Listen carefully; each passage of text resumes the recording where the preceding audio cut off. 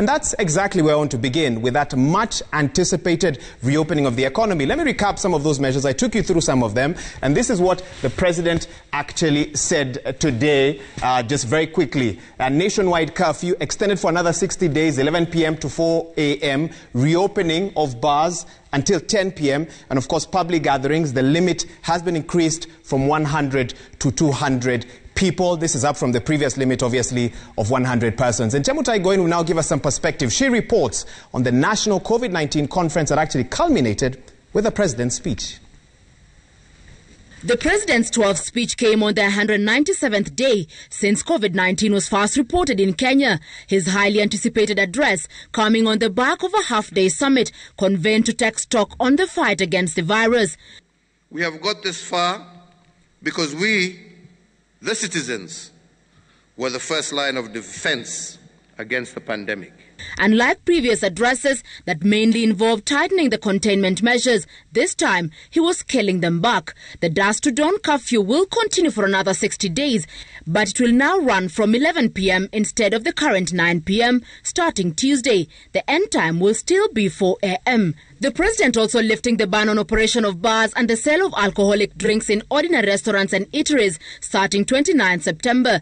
Initially, restaurants had been allowed to operate only until 8 p.m., but now they can stay open until 10 p.m., the same closing time for the newly reopened bars.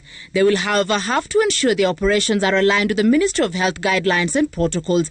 Worship places will now be allowed to admit up to one-third of their normal seating capacity, while the number of those attending weddings and funerals is now adjusted from 100 to 200. With the virus crippling the economy and even causing some companies to shut down operations, the president announced an extension of the economic stimulus package announced in the first phase of the pandemic, directing the National Treasury to consider retaining VAT at 14% until January 2021. Income tax, that is pay as you earn, at 25% until January 2021. Corporation tax also at 25%, and that low-income earners continue to be cushioned by maintaining their 100% tax relief for those earning 24,000 shillings and below to the end of the year.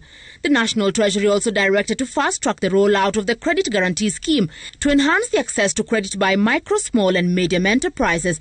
According to statistics, Kenya hits its coronavirus peak in June with a positivity rate of 13%. In August, when lower figures began to be recorded, the positivity rate was 7%. This month, daily updates showing a positivity rate of 5% and below. If we have won one battle against COVID-19, we have not yet won the war.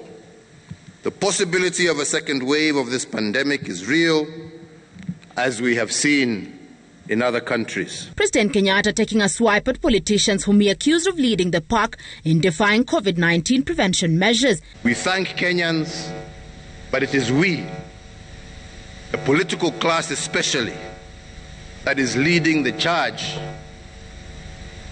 in defying laid down protocol. So hii ugonjwa ikiendelea kusambaza, tujiangalie sisi wenyewe. During the COVID-19 conference, speakers noted that the country had made strides in combating COVID-19 and that victory was on the horizon. As the country moves into phased reopening amid a reduction in the number of infections, personal responsibility will be key in ensuring it is not hit with another second wave that could be worse. Chemutai Goin, Citizen TV, Nairobi.